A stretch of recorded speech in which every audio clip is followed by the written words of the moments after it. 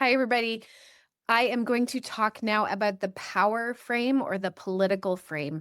So, fundamentally, the political frame is about power. It's about questions of who has power, who does not have power, who wins, who loses based on power relations, and how might power also be dispersed differently. And I would say that fundamentally conflict is at the core of this frame. And there's an assumption that conflict is inevitable, that conflict will happen in any workplace, and especially within organizations where there are power imbalances, which probably includes all organizations. And so there's an assumption that people will fight over resources and social power. So one way of considering your problem is to ask yourself, who has power in relation to my problem? Who does not have power and how not? So we can ask ourselves those questions. And I think that that can help us tease apart how the frame applies to the problem at hand.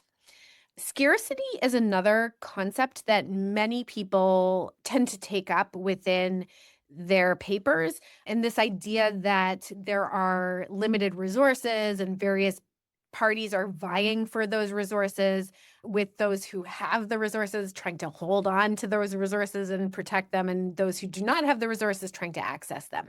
So that can be another way of thinking about the problem at hand, is through a lens of scarcity.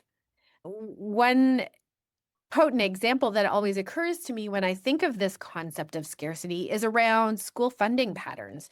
So, as you know, school funding is determined at multiple levels, but it is often determined very much through local level, property taxes, state and the national level. And as we know, there are huge discrepancies across districts in terms of things like property taxes.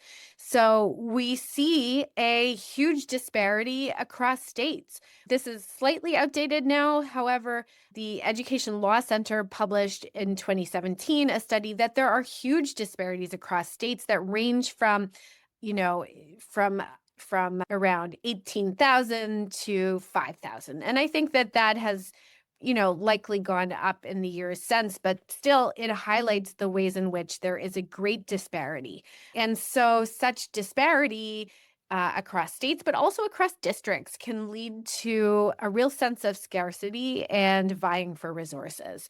So, in relation to your problem, you might want to think about who has resources, who does not have resources, who wants resources.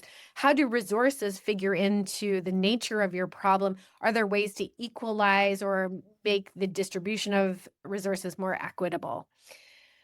So, I encourage you to think through many of these questions as you engage with the political and power frame.